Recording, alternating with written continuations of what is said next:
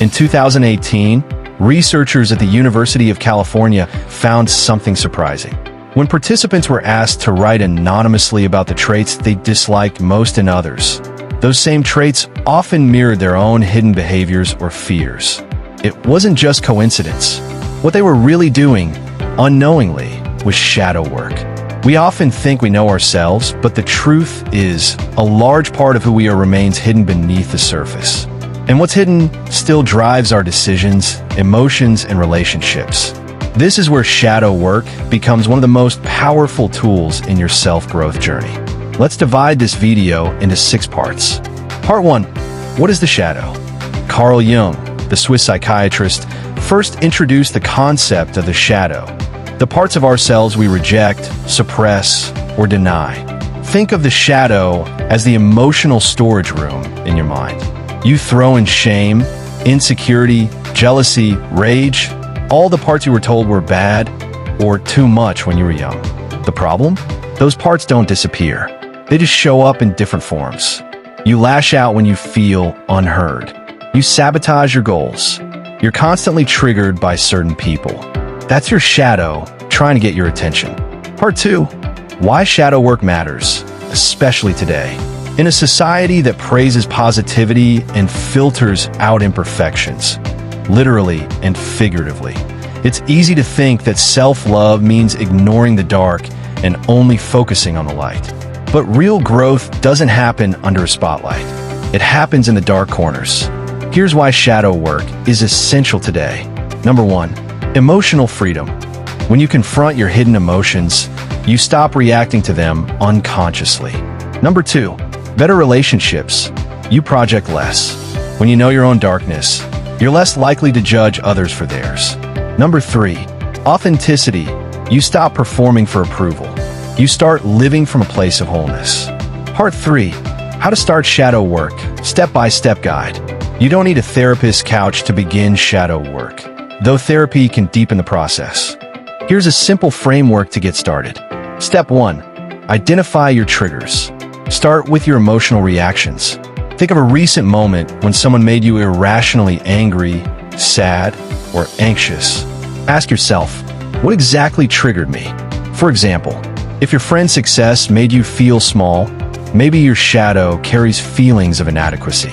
If you judge someone for being too loud or too emotional, maybe you were taught to suppress your own expression. Your reactions are roadmaps. Step 2.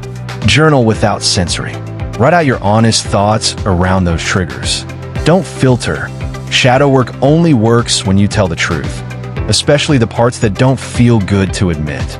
Prompt idea. What am I afraid people will discover about me? This step is like cleaning out a basement. You'll find stuff you didn't know was there, but once it's in the light, it loses power. Step 3. Practice self-compassion. Now here's the key. Shadow work is not about judging yourself. It's about accepting what's there. You're not broken. You're layered. When you meet your shame with understanding instead of punishment, healing begins. Use affirmations like, "It's safe to face what I've buried. All parts of me are worthy of love." Part 4. Real-life example. Let's talk about someone relatable, Jim Carrey.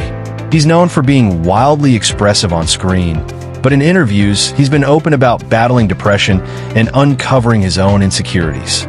He once said, "Depression is your avatar telling you it's tired of being the character you're trying to play." That's shadow work. Dropping the mask, exploring what's underneath. Whether you're a Hollywood star or a student in Ohio, this work is about facing the parts you've avoided for years and becoming more whole in the process. Part 5. What shadow work is not. Let's clarify a few things. It's not about blaming your parents or past for everything. It's not about dwelling in negativity. It's not a one-time fix. Shadow work is about conscious awareness. It's asking, what am I still carrying that doesn't belong to the person I want to become? And then releasing it layer by layer. Part 6. Simple practices to make it part of your life. You don't need hours. Even 10 minutes a day can make a difference. Here's how. Number 1. Mirror work. Look into your own eyes and say what you're proud of and what you're still struggling with. No shame, just honesty. Number 2. Shadow prompts. Use journaling questions like, What do I criticize in others that I also see in myself? What part of me do I hide from the world? Number 3, inner child work. Revisit memories where you felt dismissed or unworthy. Ask, what did I need back then? Then give that to yourself now. Kindness, validation, protection. You can only become your true self by meeting your whole self. Your light is only as powerful as the shadow it's cast upon. So go inward, not to fix yourself, but to finally meet the parts you've left behind. Because in the end, self-discovery isn't about adding more. It's about reclaiming what was always there.